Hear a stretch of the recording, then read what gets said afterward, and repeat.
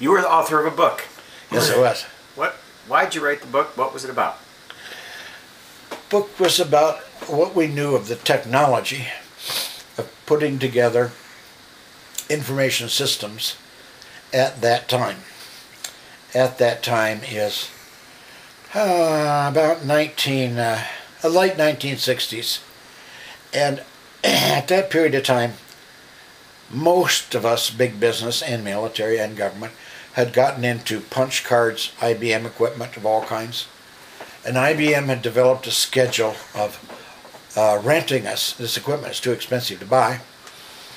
And the rent for the first 8 hours was, say, X. And then the second 8 hours was X minus Y. And the third 8 hours was X minus YW. So what a deal you got on the third shift. So I had worked in a accounting shop for the telephone company, and my responsibility was to keep those machines busy 24 hours a day. And I did. And when my machines had a problem, Alice Chalmers would let me get on their machines to keep my telephone billing going until I could get back up again and get going again. And this somehow seemed utterly stupid to me. And so I started to think about it.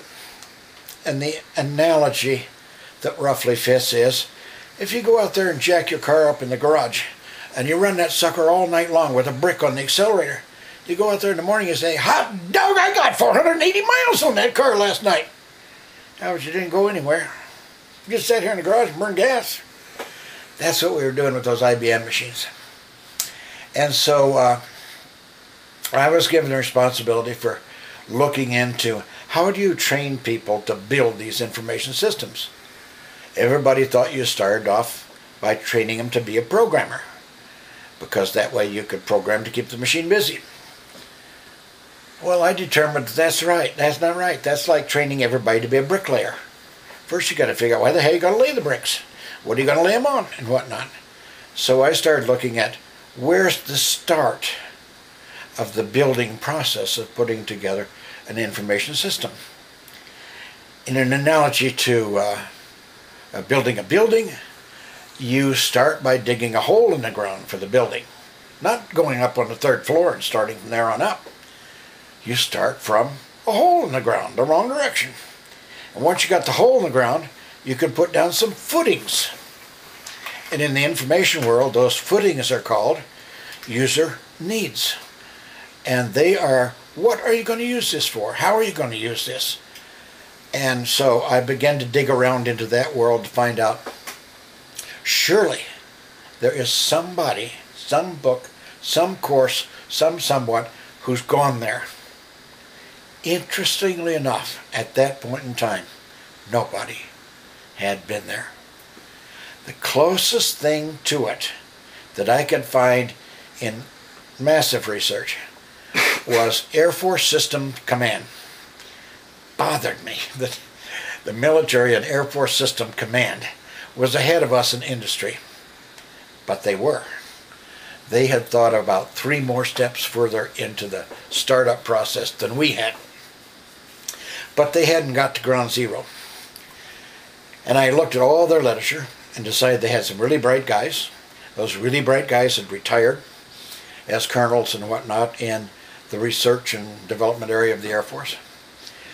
And I got in contact with them, and I hired some of them with Bell Laboratories money, and I hired a research firm who was into the business of information systems to help me chase this further back. I want to find out, how do we figure out where to set the hole? How do we figure out what the footings are and whatnot? And step by step, we chased this back a ways. And it's hard. It's hard to work back into the total unknown. And we finally got back to, we're almost there. We know where the plot is. Now we need to know, how do we dig down, how do we find those? And my research contact people were petering out. They really didn't know. My Air Force people were petering out. They really didn't know. And I've got a contract that says, we're going to try to come up with something here, which is only really meaningful to me. And the research people said, we need some help from you to figure this. And so I sat down in desperation because I couldn't buy it, I couldn't read it, I couldn't find it. And I sat down and I bulldozed through it in my mind. I invented the way to get there and to dig the hole and to put down the footings and whatnot. At that point in time, we had a writer outside, guy who just writes for hire, who was going to write some training. And he saw some of what I had done. And he called up a publisher he had worked with, John Wiley and Sons, out of New York. And he said, I've got a terrific new mind out here, and he's got a book. You guys got to pick it up and go. He had credibility with this firm. So they got in touch with me and said, we'd like to get you under contract to produce this book. We've seen some of your writing and whatnot. And I thought, if my mother knew for 1 minute was her boy who was going to write this book out of all the candidates in her family, she'd say, not that one. But the offer was, I don't know, some money up front and some money downstream and the flattery of working on producing a book. And so push came to shove, I undertook the contract. The initial contract was he would put the words in and I would give him the concept and the words to work with. And so we started the book, and I took a week leave and I flew to Los Angeles to his house and started to work with him on the book. This whole idea of me telling him and him putting it in words sounded like a good idea. And initially it seemed like it would have some possibilities. But before the week was out, we traded places. He thinks he's the expert on this, and I think he's not writing it right. And so I said, we got to break this contract. It's not going to work. And being new at this whole business, he said, okay, I'll break the contract for 10%. So okay, broken. So I came back to good old Kenilworth and sat down in the upstairs master bedroom with a little desk there by a window facing south.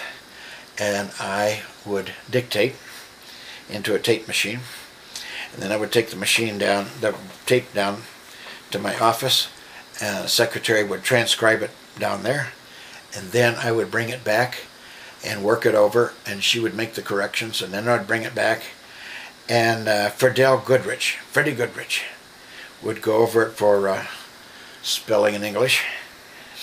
And then when I was finally content with it, I would send it chapter by chapter into John Wiley and Sons. And I expected them to have an editor who would improve it enormously.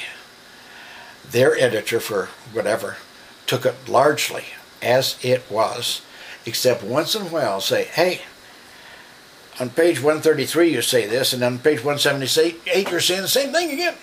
Oh yeah, I'm consistent with myself. Same thing again. Okay.